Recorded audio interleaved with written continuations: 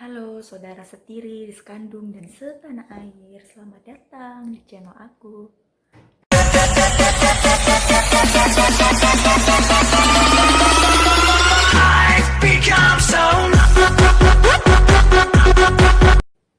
Halo, karena aku baru pertama kali ini kayak ngupload video di YouTube, itu bukan karena mereka lihat anak-anak yang terkenal ataupun apa, enggak guys. Aku cuma pengen ngisi itu ngapusin draft-draft aku yang dulu, karena aku suka curhat lewat video dan aku simpen di galeri itu udah terlalu banyak karena handphone aku juga bukan handphone bagus.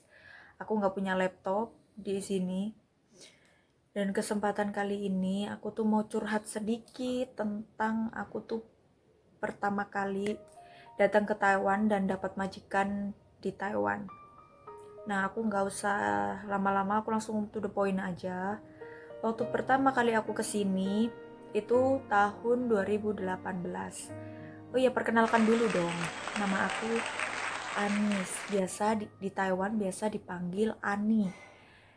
Nah, dua majikan yang lama sama yang baru sama, namanya Ani. Di kesempatan kali ini aku mau bahas yang majikan lama, ya guys.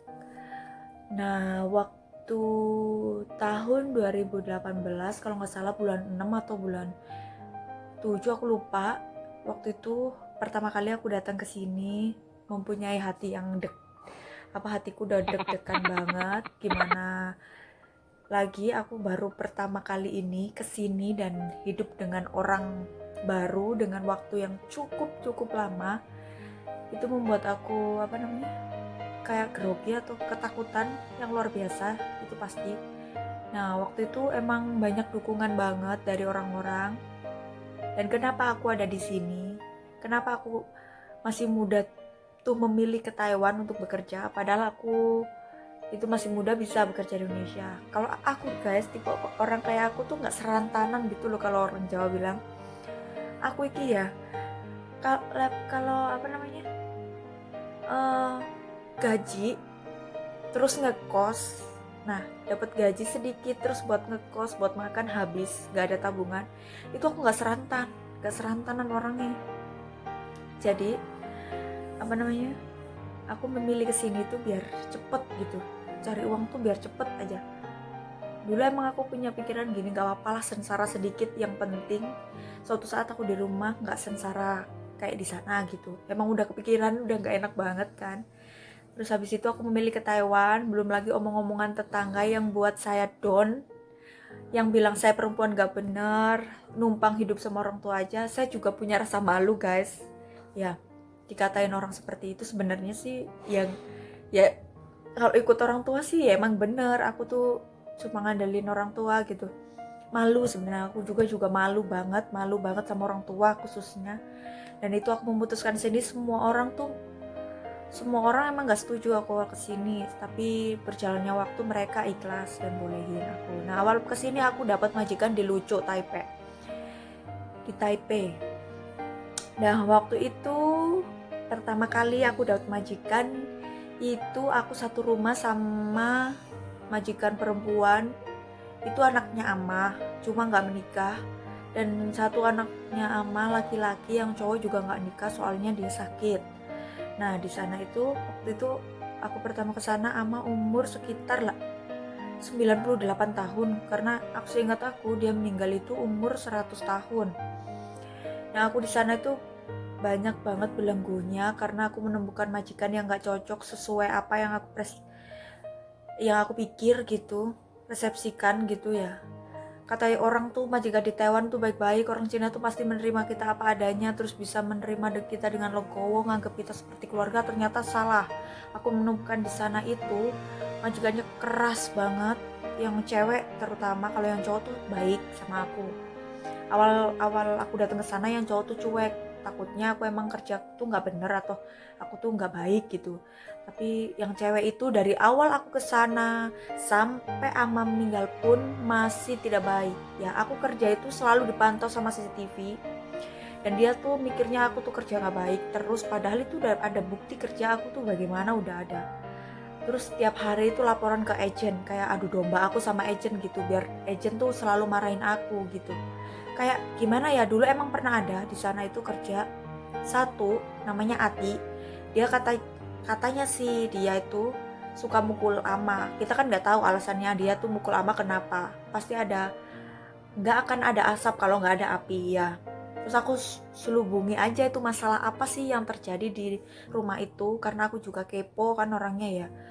Kenapa sampai Ati mukul dia? Karena memang sifatnya anaknya majikannya cewek itu yang bikin mungkin Ati itu depresi atau apapun pikiran. Dia nggak berpikir panjang. Sholat pun dia nggak dikasih waktu guys. Berdoa pun dia nggak dikasih waktu. Karena apa? Saya sendiri yang sudah pernah membuktikannya. Saya berdoa malam itu dia selalu manggil itu, kalau aku nggak bersuara dia langsung ngamuk dan marah gitu. Dia selalu bilang kalau tujuan kamu kesini itu kerja bukan berdoa gitu. Nah, aku di situ udah itu, mungkin aku doa dalam hati aja, Tuhan udah ngerti lah sekarang kondisi aku kayak gimana. Dia tuh jahat banget guys. Dia tuh kalau makanan semuanya tuh pelit, apapun kalau aku ngambil sedikit aja katanya mencuri, katanya aku nggak pernah kerja baik, terus mencuri, sukanya ini itu. Bilang ke agent, suatu ketika aku ngomong ke agent aku mau pindah majikan, dan nggak tahu dia itu adu domba yang seperti apa gitu. 1-2 kali dia agent tuh marah meludak ke aku, dan ketiga kalinya aku mikir kalau nggak ada bukti ngomong pun aku nggak akan dianggap sama dia, sama agent ataupun sama atasan agent itu apa aku nggak tahu juga. Langsung aku beli kayak kamera GoPro itu yang aku taruh kayak ngeprank gitu, tapi aku itu buat tanda bukti aja perlakuan dia tuh kalau malam juga. Nah, waktu selang 2 hari 3 hari nggak cukup bukti, 4 hari 5 hari masih nggak cukup bukti. Nah maaf ya guys, karena HP aku jelek jadi keputus-putus nih videonya, aku juga bingung. Nah aku jelasin lagi, aku cari bukti selama 7 hari itu aku nggak nemuin barang bukti apapun. Terus aku kayak nggak putus asa gitu kan, apa namanya, kita harus mencari kebenaran kan. Kalau kita kan diinjek-injek sama orang kan kita bakal nggak mau, kita nyerang juga kita nggak akan mungkin, yang kita lawan tuh orang tua, kita bakal salah terus, kita bakal tetap salah. Nah habis itu aku coba lagi. Nah puji Tuhan akhirnya 10 hari itu aku nemuin buktinya, udah kerekam semuanya perlakuan dia sama aku. Waktu itu nggak tahu dia emang seharian itu suka marah-marah dan kayak apa namanya, nggak ngehargain banget aku, tapi aku diam aja, aku senyumin aja gitu.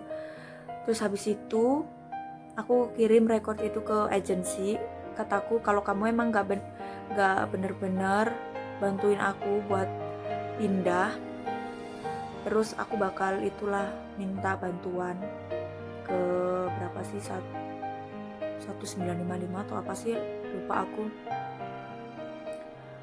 Nah waktu itu aku coba telepon yang itu guys, telepon 1955 yang temen aku udah bilang ke aku, coba kamu telepon itu aja gitu.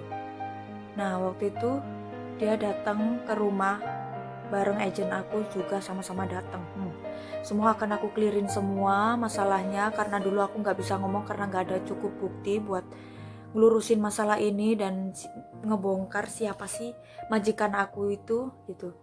Habis itu aku ngomong sama semuanya di situ, clear semua video-video aku kasih, handphone aku suruh ngambil, terus aku langsung pasang memorinya. Terus habis itu ya udah aku ngomong, aku nggak mau, aku ngelakuin ini, aku nggak apa-apa lah, diteken juga nggak apa-apa, diperlakuin semena-mena juga nggak apa-apa, yang penting tidak melukai fisik gitu. Tapi suatu saat kalau ada orang yang nggak mempunyai sabar, yang kayak aku dan pemikirannya nggak seperti aku, yang seperti Ati dulu sampai depresi, dia bakal bisa ngelukain orang lain. Daripada ada lagi yang terluka, mending stopin aja orang ini nyari pembantu orang Indonesia. Aku juga nggak tega gitu, kalau suatu saat tuh bakal ada yang gantiin posisi aku nggak mau gitu, udah nggak mikirin itu lagi, aku secepatnya harus nutupin itu. Terus dia kayak ngasih apa surat-surat nggak tahu ke majikannya, majikan aku juga dimarahin di situ sama Depnaker kayaknya guys, Depnaker, aku ingatku tuh Depnaker, aduh lali terus aku. Depnaker iku guys. Terus habis itu si Depnaker itu bilang, kamu udah nggak bisa ambil pembantu manapun, Filipina, Indonesia, Thailand tuh nggak bisa, semuanya udah di close, udah di blacklist, dia udah nggak bisa ngambil pembantu. Di situ aku ngerasa puji syukur. Waktu itu aku emang mau diambil sama agent, mau cariin majikan baru, tapi karena amaku tuh minta pesan sama aku, tolong jagain aku walaupun kamu nggak siap sama itu. Aku punya ya hati yang nurani ya guys ya, orang tua. Siapa yang mau dengerin dia kalau bukan kita gitu? Siapa yang mau ngerawat dia kalau bukan kita? Apalagi dia udah di backlist gitu. Seenggaknya sampai ama udah bener-bener udah siap aku pergi dari situ gitu. Nah, habis masalah itu ternyata nggak cukup lama. Emang ama udah ngasih kode gitu selama 1 bulan sebelum dia pergi. Kayak nggak tahu apa, dia sering meluk aku, sering nangis, sering senyum. Padahal sebelumnya tuh nggak pernah. Terus dia bilang banyak-banyak terima kasih. Aku juga bingung karena aku juga belum pernah. Kan kayak ngerasa orang mau meninggal tuh nggak pernah kan sekali itu. Oh ternyata gini dia cara pamit sama aku gitu. Padahal semua orang nggak dipamitin kecuali aku aja. Dan di situ aku ngerasa syukur sama Tuhan. Terima kasih sudah memberikan ama untuk aku jaga, untuk melatih fisik aku, melatih kesabaran aku, melatih iman percaya aku juga, untuk tetap positif kepada semua orang. Dan untuk pergantian majikan kedua aku bakal cerita di part 2. Tetap stay tune aja, tolong. Buat kalian yang baru ataupun udah lama di sini, tetap semangat, ciayo, perjuangin nasib masa depan keluarga kalian, anak cucu kalian, sebelum masa depan mencekik kalian sendiri.